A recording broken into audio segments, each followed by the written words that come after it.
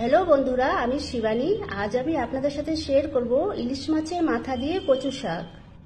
এই কচু শাক ইলিশ মাছের মাথা দিয়ে কিভাবে খুব সহজে রান্না করা যায় সেটা আজকে আমি আপনাদের দেখাবো।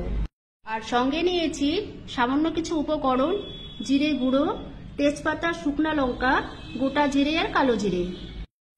আর সঙ্গে নিয়েছি ইলিশ মাছের মাথা। আমি কচু শাকগুলোকে এইভাবে কেটে সুন্দর করে ধুয়ে নিয়েছি। এখন আমি কচু শাকগুলোকে একটু গরম জলে ভাপিয়ে নিচ্ছি। সঙ্গে দিয়ে দিচ্ছি একটু নুন, ঢাকা দিয়ে রাখবো। কচু শাকটা আমার ভাপানো হয়ে গেছে, খুব সুন্দর করে ভাপিয়ে নিয়েছি। আর এর মধ্যে দিয়ে দিলাম আমি কচু শাকগুলো, আর দিয়ে দিচ্ছি অল্প হলুদের গুঁড়ো। এখন আমি আর নুন দিচ্ছি না, কারণ ভাপানোর সময় দিয়েছিলাম।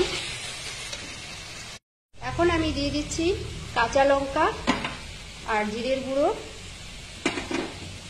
ভালো করে নাড়াচাড়া। আর দিয়ে দিলাম অল্প কাশ্মীরি লঙ্কার গুঁড়ো, শুধু কালারের জন্য।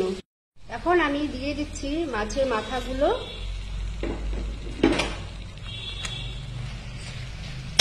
সুন্দর করে ঢেকে দিব।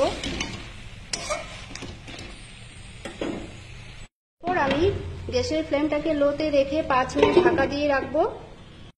তো 5 মিনিট হয়ে গেছে, আর আমার পারফেক্ট কচু শাক তৈরি হয়ে গেল। আমি এখন নামিয়ে নিচ্ছি। তৈরি হয়ে গেল আমার ইলিশ মাছের মাথা দিয়ে কচু শাক। বন্ধুরা, রেসিপিটা যদি আপনাদের ভালো লেগে থাকে অবশ্যই আমাকে লাইক আর কমেন্ট করবেন। নমস্কার।